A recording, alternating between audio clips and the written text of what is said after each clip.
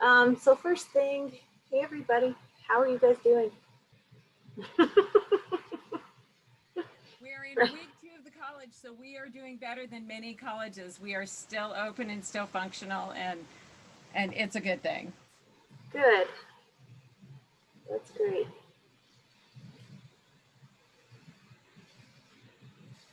How's PCF, ladies?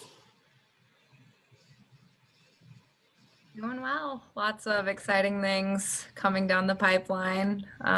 Lots of forward movement on Colorado Shines. We should be rolling that out this week or next week. And then we've been doing a lot of magnet distribution too in the past few weeks. Nice as well. Good. That's great. Maru, how's the substitute pool? It's going well. I do need more teachers and I do need more centers, so it goes hand in hand. Yeah. So if you know of anyone that needs a part-time job, please send them my way. And if you or your center needs someone, please let me know also. So it's both things. Mm-hmm. Great. Okay. It looks like we have Morgan on, and we have licensing updates first. So, Morgan, do you have anything to share with us? Jennifer, Georgia, I'm calling in regard. Sorry, I had to unmute. Yeah, I don't think that we have a lot of licensing updates. We have some changes that are coming our way. So for centers, we may be, out there with an additional piece of paperwork for us to write on concerning technical assistance. So there's a couple of changes with that. I don't want to speak too much on it because we're not 100% sure what it looks like at this point. More to come in the next few weeks during our next meeting with the state.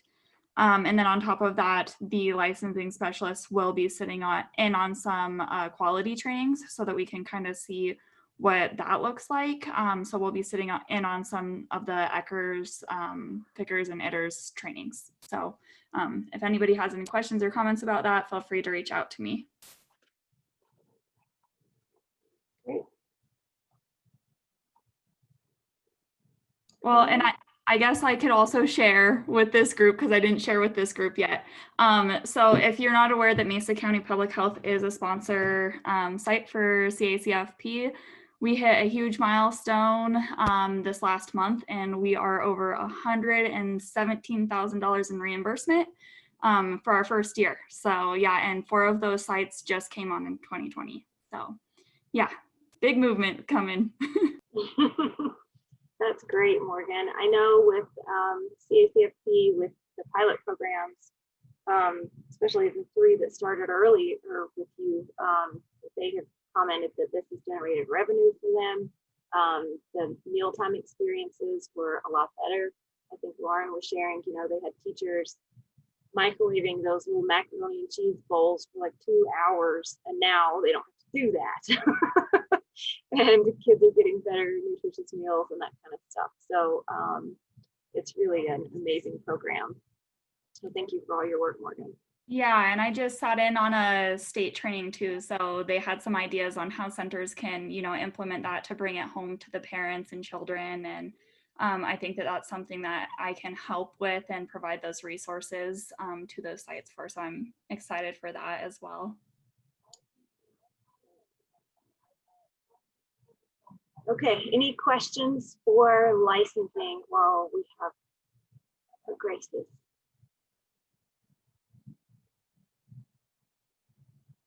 You can also put stuff into the chat. So they have anything. Oh, sanitation, licensing. Going once. Okay. All right. Thank you, Morgan. So I guess I'll just keep going down the list.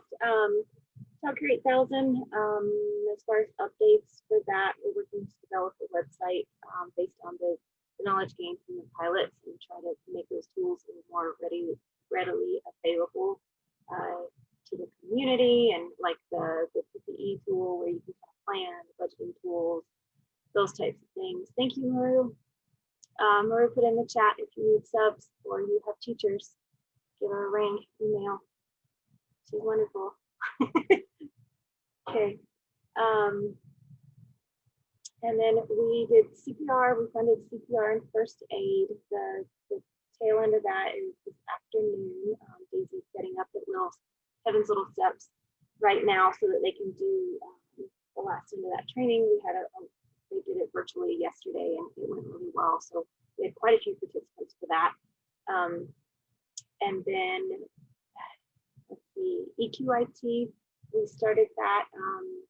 PCF was helping with this, and we're working with ECN to offer EQIT. We had orientation last Monday, and as of right now, we have 26 people that have signed up. So we meet again on Monday, and so it's Monday afternoons when we have that training. So that's pretty exciting that we have that many people respond and show interest. And then I know we have one CDA that's coming up in the fall. And then as far as the state expansion, the application went live on Monday. And within, I think it was 30 hours, we had 71 people already apply. And so it's the CDA and any renewals. So that has begun. And so we're pretty excited that it's kind of up and running. There will be, we've been working with our communications team and Red Rocks and CDHS with their communications team for all of that to roll out for the public release and all that kind of stuff. So emails from OEC should be coming out here soon to explain a little bit more, and then with the application link, the folks can access it. And if anybody has any questions, I'm happy to answer those. Or Red Rocks as well. We've been meeting regularly with their representatives. So pretty excited about those partnerships and being able to expand this even further. So questions about any of those pieces, comments? Okay. Vale, how are your CDAs going? I'll go ahead and kind of update on all of them. So for our high school students that are getting a CDA at the same time through the college, with COVID, parents are kind of stepping out. So we had over 30 interested, but we ended up only having 12 actually follow through and attending classes face-to-face, which is perfectly fine. And we have contracted with Child Care Innovations, which is the Red Rock that Stephanie Bibbins is talking about. So they're contracting directly with us because they're high school students, and so they have a little bit different play within the money scheme. So we're contracting with them. We also looked at Teen WIOA. So for anybody who knows about WIOA, that helps adults to pay for money. There's a teen one, but they have to hit specific markers for barriers. So I've been talking to them, and we're going to work with them to see if any of our students qualify, which would be great. So those are our CDA, and we have the virtual CDA that's starting next Monday. We still have some openings. So if anyone knows of a center that couldn't get into EQIT, they can take the CDA infant toddler, and that will qualify them as an infant toddler teacher. So that's another way we can have infant toddler qualified teachers, and it'll be done before November. So Stephanie Bibbins' second CDA will start sometime in October. So ours will be a little bit over halfway done. Well, we'll be over halfway done by the time the second one starts. So again, if somebody needs EQIT, they weren't able to get in, they can get into the virtual CDA and do that. And I think that's it for the CDAs. The college is doing well. And the ECHO coaching training started 2 days ago. And I'm the only one here in Mesa County, but Kelly in Garfield County is doing it as well. So we'll have 2 ECHO coaches for outdoor playground equipment and that. So, but that's pretty much it for ours. Keep moving forward, keep hoping to get kids and adults invested in the CDA and earning that. Thank you, Gail. So we had a comment in the chat or a question about the increase of trainings and having these kind of hybrid CDAs where they're a little bit faster for qualifications. Why are we still struggling to find qualified applicants and teaching positions becoming available. You know, Camille, to hopefully maybe answer that, we were in such a shortage for, I'm trying to remember the statistics, I just read these a second ago, but for our providers to function at full capacity, they've been functioning around 70% kind of generally. To be able to function at full capacity, we still needed 180 teachers in our area for providers to be able to open up all of their rooms. So we are still quite in a deficit of teachers, which is why we are pushing so hard for these trainings and trying to give as many scholarships and availabilities as we can. Does that answer your question a little bit? Well, and I think to build on that, it's still that wage, because we've had providers get CDAs and then they find out there's a job opening, you know, at McDonald's or Kohl's, and they can make more money and they have benefits. And so it's unfortunate at this point in time, we still have people that want to be a teacher, but it pays better to work somewhere else, unfortunately, at this moment. Now, again, there's a lot of shift going on in the political arena. So hopefully, you know, talking about, you know, referring again back to what Stephanie said, you know, we get them trained and now we just have to keep them. And it is frustrating to try to find workforce when you don't have that workforce, which is kind of some of the goals with Child Care 8000 and stuff we've seen with the pilots. And maybe Lauren can speak to this, but you know, we found that it's really twofold. Of directors get shifted in rooms to cover these shifts, cover, you know, when teachers are out and that kind of stuff, so they can't really focus on business functionalities, enrolling more kids or those types of things. So in seeing those pieces is one of the reasons why we address the workforce. And then once they have enough qualified staff, then they can really focus on other things of, you know, business management stuff, quality, and then alleviate the costs and be able to provide better wages and that kind of stuff. Lauren, do you have anything to add maybe on kind of that cycle that we've been working on? Sorry, it's kind of loud in here, but no, I totally agree with you.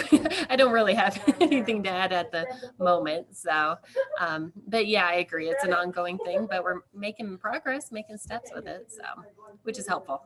So, sorry, I'm not a huge help right now. You're fine. Okay. So looking at Kirk's, it looks like PCF's next. Jessica and Amy, hand it over to you guys. Sure. So there are just a few things that we would kind of like to solicit some feedback on. Again, so the first thing is we are trying to create a Cooking Matters class. I know before COVID hit, there was some stuff happening with providers and Cooking Matters, but if you're not familiar with what Cooking Matters is, it is a program that they teach in-home and center-based child care professionals to prepare nutritious meals on a budget and create a positive meal environment for the kids in their care.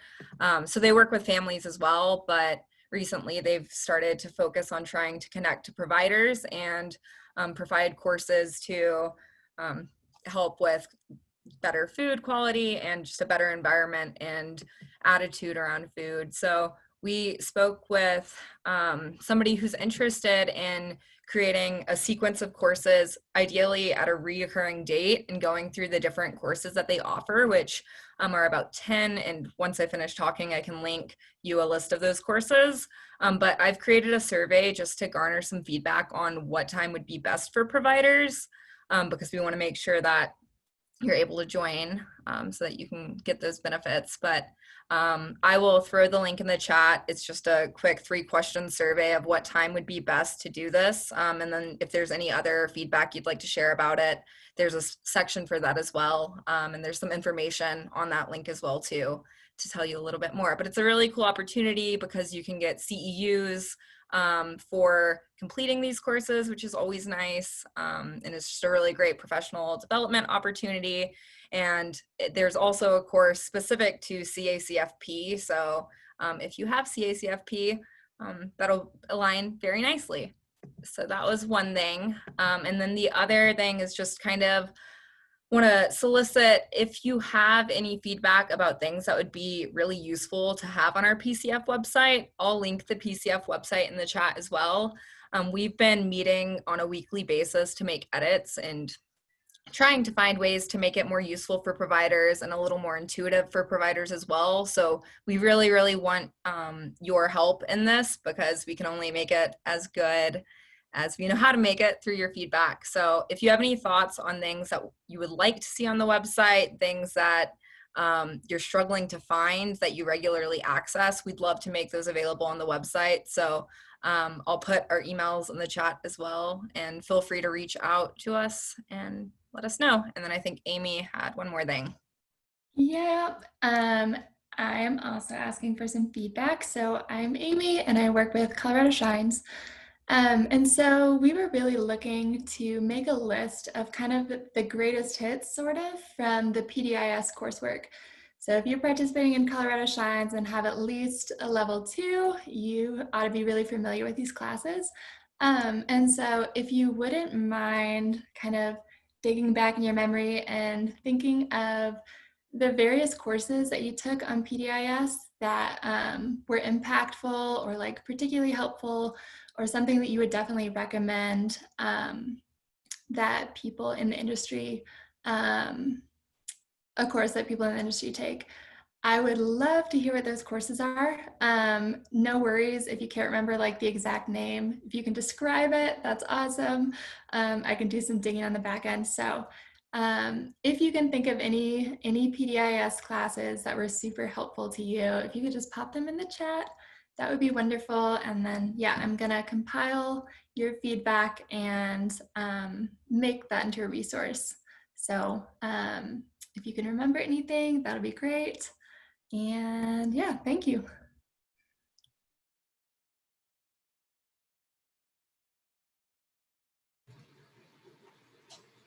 I remember way back when, I don't know if it's still there or not, but they had an inclusion series that was really good.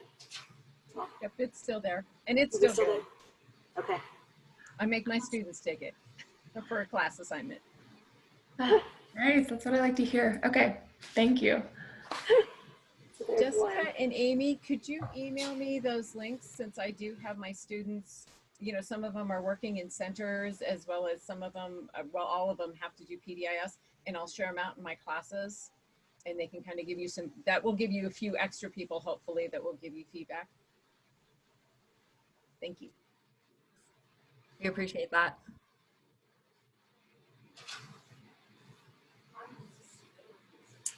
Since we're recording this, I wonder, would you guys want to maybe drop your emails in the chat for folks that are going to be watching this later so that they can email you? That might be helpful. Thank you guys. Okay. All right. It looks like Melissa is next with CK. Hi, everyone. So just a couple updates. I will be sending out a provider email, but just to clarify, about a month ago, I think I had sent out an email about school-aged children in care during regular school hours. And the guidance that we were first given was that CCAP dollars could not be used to pay for school-age care. That has since been changed. Primarily due to the Front Range is either online or doing hybrid models right now. So we did have some additional guidance that we may pay for care. So I submitted a policy to the state early this morning, and I'm waiting for feedback. And once that's approved, I'll share the policy out. But essentially, we'll be approving school-age care during regular school hours on a case-by-case basis, and we are giving priority to working families that are working outside the home.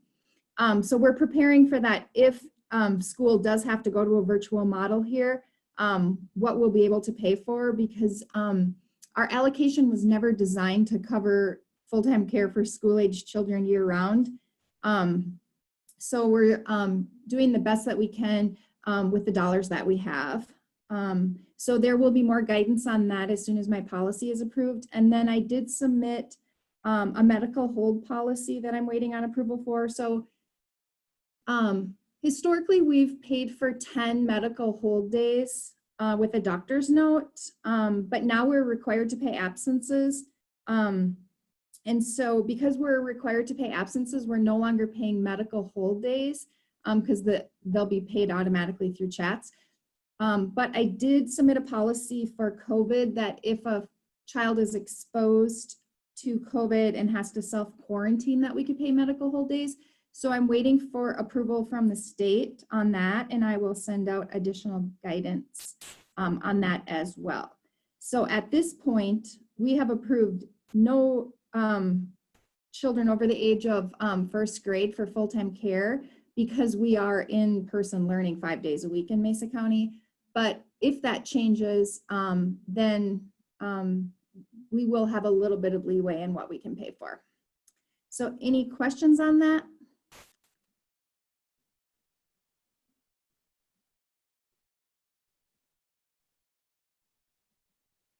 Okay. Is Kirk not on the meeting? Don't see him. Okay.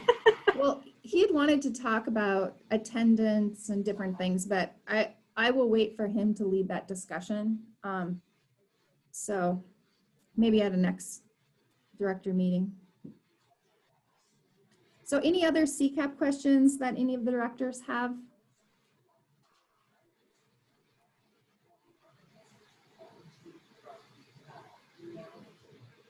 Okay, thank you.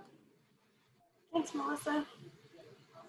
All right. I think he has a House of Representative presentation scheduled for the September 9th meeting, it looks like.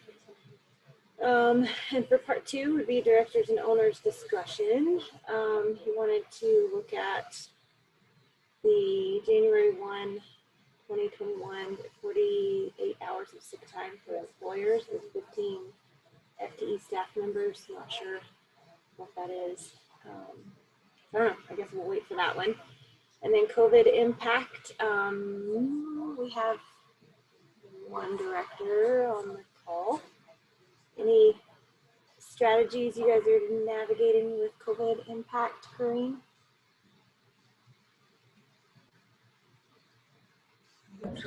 Sorry, let me unmute. Right now, we're still just following the same protocol. Parents are not going into the classrooms. We're washing hands in the lobby because we're lucky to have a sink in our lobby. We started up the CPP program. We have the parent teachers app, so they don't have to touch the keyboard. They're checking in that way. They're checking out at the door. I don't think licensing has changed anything about it. Sensories or sand tables are still not being used. We did do individual little sensory tubs for each child, has some kinetic sand and some stampers. We did individual Play-Doh tubs so that they're still getting that.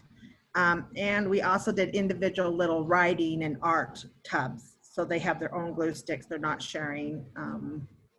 I talked to Ashley. She said to just make sure. We had some confusion because I was told we had to clean and sanitize in between transitions. And I was thinking every transition from like blocks to, I'm thinking, oh my gosh.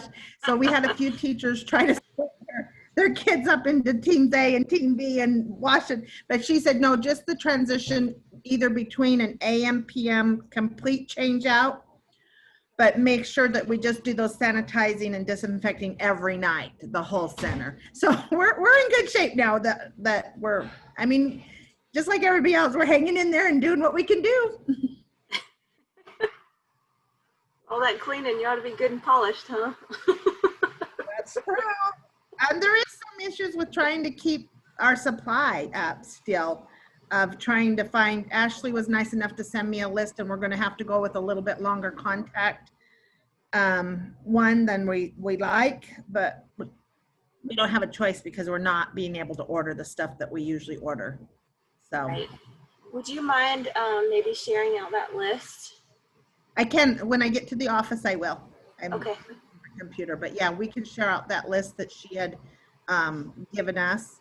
And the one we did end up with has a 2-minute time, which is a lot longer than we had hoped for, but it was the only one that really we could find in stock to where we could buy enough to keep us going for a little bit. Right. Well, and in that PPE tool that we developed, and I have a really long list of different vendors. The issue is that we're competing with all the hospitals and testing sites and everything else. So, you know, in conversations with health and sanitation and licensing and trying to do the same thing, Corrine, is do research for you guys in the community for this. Still, we're butting up against those barriers of their utilizing those supplies. So we kind of came back down to, you know, as tedious as bleach is, it works. You can find it. Yeah, and we've been able to do that, and we're doing that for our sanitizer. But with the disinfectant, it's just so strong that I wanted to go with a different disinfectant. So that's what we're doing. We're just utilizing that little bit stronger.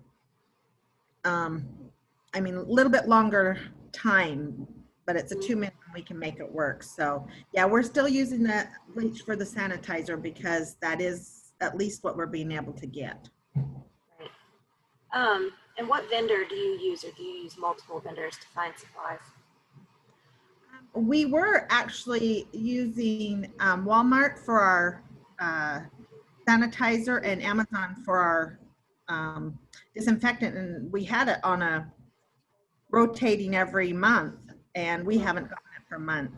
They just defer it every month. So we've had wherever we can get it, we just Google, and that's kind of where we were at. We tried to stockpile a little bit, but it's been kind of hard because even the people that have been on the subscription thing for a long time, I think, are not getting it. It's just getting deferred, including our hand soap. They're just not getting it out. So yeah, it's been kind of hard. Okay. Do you want me to send you that list of all the, found, I don't know, it's like 28 or something that are different vendors that have it in and out of stock. I've been kind of trying to keep track, and this one won't have it, but that one will, and it's some strange websites, but there's all cleaning stuff. Yeah, that would be really helpful. We've even tried to go through Office Depot, Staples, and all those. So yeah, whatever you have, we'll just keep calling around and trying to get it where we can. Okay, find my notepad. Stephanie? I'll send it to you. Yes, ma'am. Can you make that PDF or that Word document into a picture and then upload it onto this Facebook site? Or Yeah, if sure. you want to email it out, that's fine. I was just thinking people go to the Facebook site, and that might be easy if that list is there that they could look at or upload it. Yeah, I could do that. It's just in Microsoft. It's like a spreadsheet, but I could just take that one sheet and turn it into a PDF and put it on the Facebook. If that works for everybody. That'll be on my to-do list. Let me jump up here. Okay. At the college, we're struggling, so I'm sure Cindy would appreciate having, another list with other vendors. Right. Yeah, I spent quite a bit of time, and some folks on this side spent quite a bit of time trying to research that for me, as well as trying to find other places. The hospital was kind enough to share a lot of their vendors, but again, they're kind of using them. So we had to look a little bit farther beyond. So I'll share what I have, and if you guys have other things or other vendors, or people that are watching this later, if you have a vendor you want to add to that list, we can do that and share out. Okay. So other topics, I know I touched base with Kirk about the website, and I think he was going to work with PCF and maybe just utilize their website. We, as you guys with directors, telling them what you want, like Jessica was stating, would be helpful. And then Kirk having a piece where we have a schedule of when the directors network meetings are, links to those Zoom meetings, something where it's a little more accessible to find, versus going to the Facebook page each time or trying to swim through your email list. So I think that was where the website discussion headed. And then anything else we were looking for, other topics that people would like addressed at these meetings. Corrine, sorry, you're the only director on. What would be helpful? I think the new thing that's coming in with the paid leave is a huge one. Once we start trying to get the quality rating up, I increased people's vacation. It was always everybody just got one big week after 1 year forever. I've been in the business forever, and I changed that and love that my teachers stay with me, but I'm looking at 4 teachers with 3 weeks vacation, and I will not financially be able to pay that and pay on top of the leaves that they're suggesting we have to do. Not suggesting, telling us that we have to do. So I'm very interested to see what other centers are, because I've talked to several people and they're like, well, you just have to take their vacation away. And it's like, yeah, thank you. Your eyeballs look like my eyeballs. But literally, I can't have someone take their 3 weeks vacation and turn around and say, well, you owe me all this personal time off, because I've read it. And basically it says, as soon as they accumulate 4 hours, they can use it, and we have to give it to them. So we could be having a lot of teachers just say, oh, you know what? I've accumulated 4 hours, so I want it off. They do not have to give us notice, and this has to be for every employee. I have a part-time aide that works 3 hours a day. She's lovely. I got her from the Career Center. She's been with me for a couple of years, and she comes in and does all the cleaning. She loves to just do the cleaning, but it includes her. Once they reach that, they can just say, I want to take it off. And from reading it, you cannot deny them.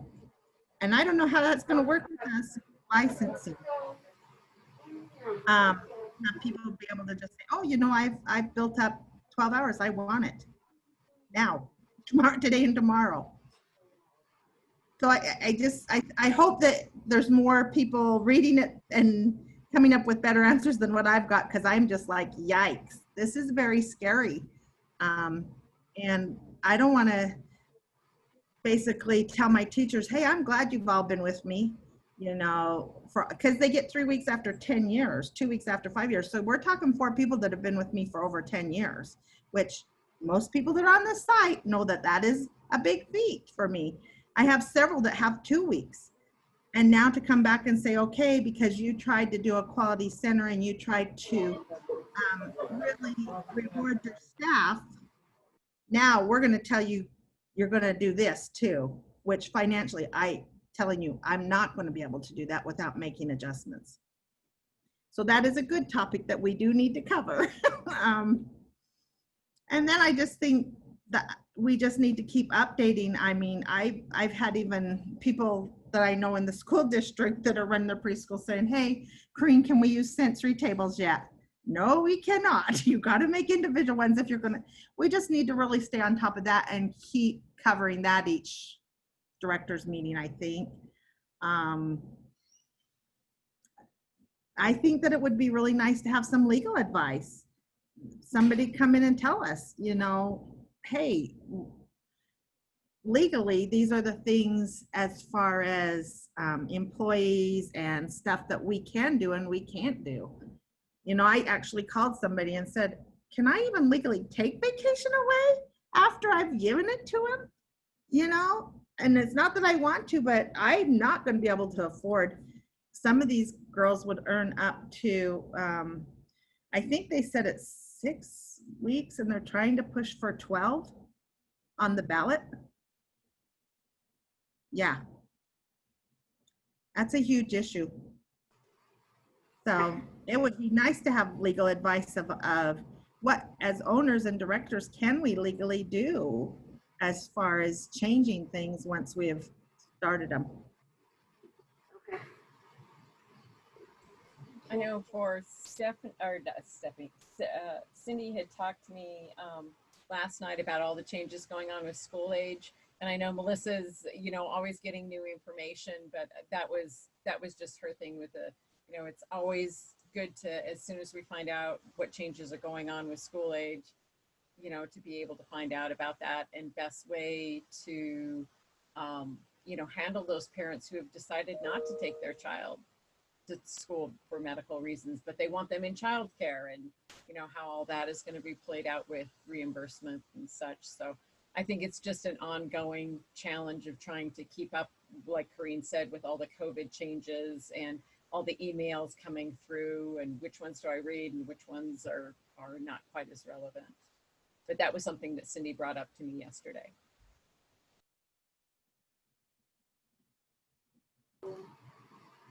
Okay. Okay.